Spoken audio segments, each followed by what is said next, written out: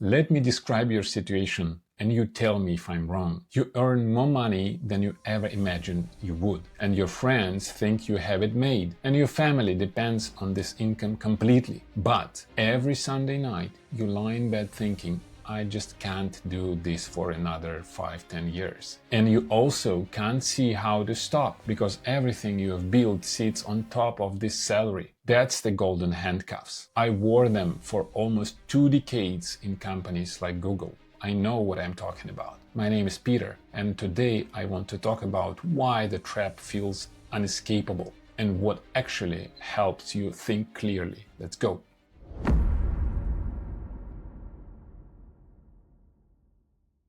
Part 1.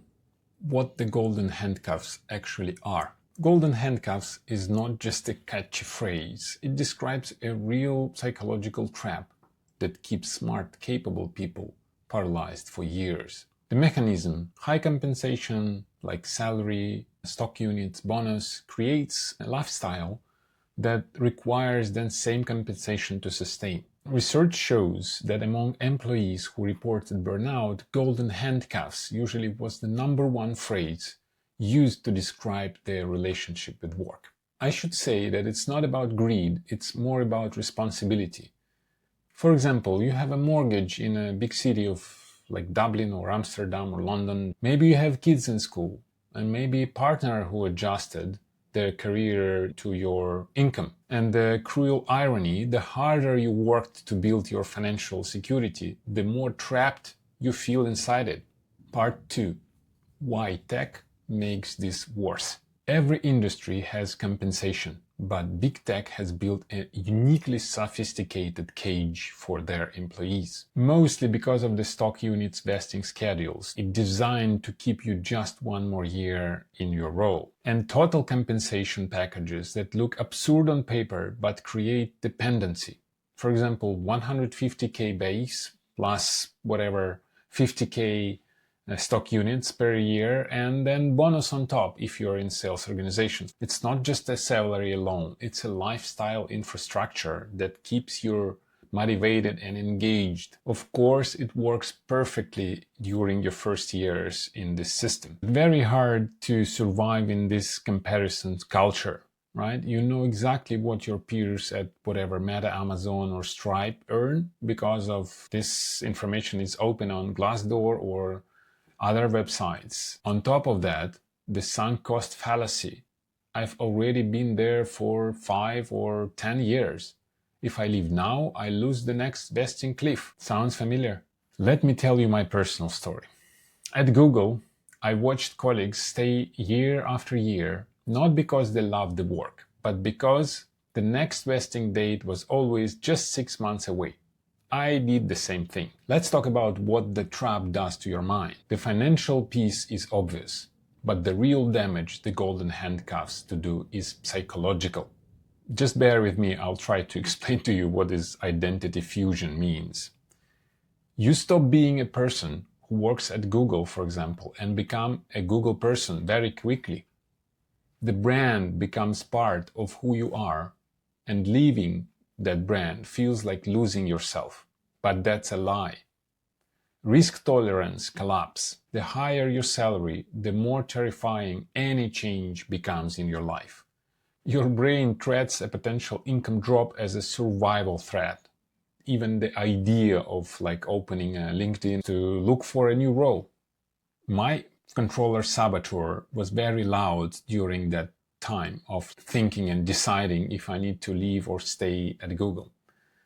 That part needs to manage every variable and can't let go of spreadsheets and analysis that says that I can't afford to change.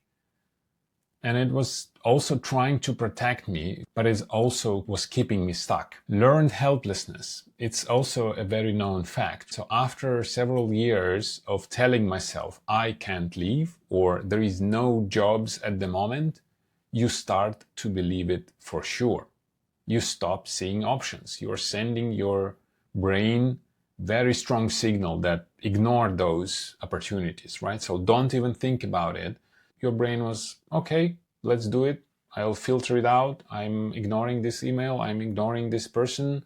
I just met on the floor. I personally remember calculating down to the euro how many months of runway I had if I quit.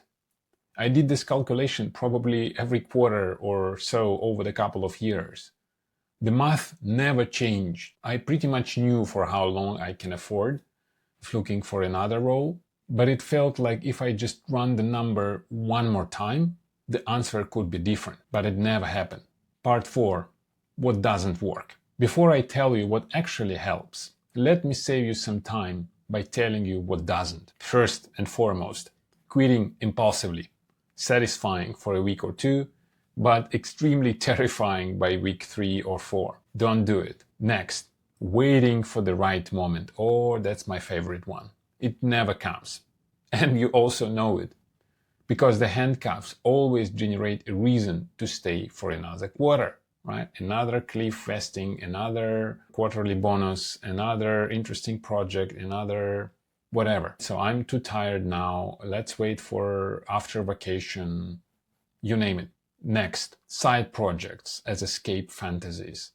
Starting a business on the side while working 50 hours a week usually just adds more burnout to your shoulders. You need to think clearly before starting any projects, right? So you need to calm down, you need to explore what's important for you, what's your values, what are your non-negotiables. And only after that, you should consider starting something new. Another one, more money. Negotiating a raise on your existing role doesn't solve the problem. It could for a month or two, but nicer cage is still a cage. Part 5. What actually helps? Clarity before action. Here is what I learned, both in my own life and working with clients. You don't need to quit. You need to think clearly. The first step is separating the financial question from the identity question. They tend to feel like one problem, but they are two, and that's extremely important to understand. The financial question is solvable. What's your actual number? What do you truly need versus what you have gotten used to? Those expensive vacations, those expensive cars or clothing or whatever, hobbies, right? So what do you really need in order to leave? Most people have never done this exercise honestly. And I did. I sat down and I wrote down what I really need as a, non-negotiable, like a basic needs. And you'll be surprised how not so many things I really need, and my family as well. But the second part, the identity question, is much deeper. Who are you without the brand of that company? What did you care about before you became a senior manager? That's the most important one. And here where the coaching fits 100%. I'm not here to tell you what to do, but to help you hear yourself, think and explore. In coactive coaching, we call this exploring the values, exploring your inner self, following what's alive inside, not in the spreadsheet. And once you see that clearly, your natural ability to plan and execute kicks in. Because once you have that North Star, your brain easily connects two dots with actions, with decisions, with stakeholders, whatever, you name it.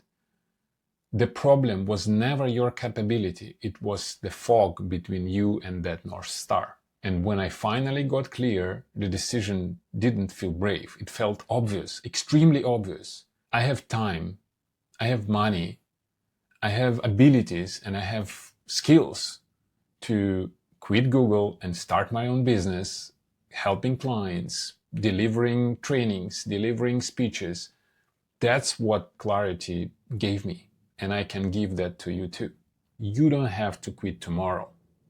You might not need to quit at all, but you do need to get honest with yourself about what's happening right now in your life. And that's very hard to do alone, I know it. Inside the system that's keeping you stuck. I work with tech professionals like you on one-on-one basis, and I help you find clarity before you make any big moves in your career and life. And if that sounds like something you need right now, you'll find the link in the description for a free discovery call with me next week. And if you want to understand more about the burnout itself, what it looks like, how to recognize it, watch this next video here. See you there. Thank you.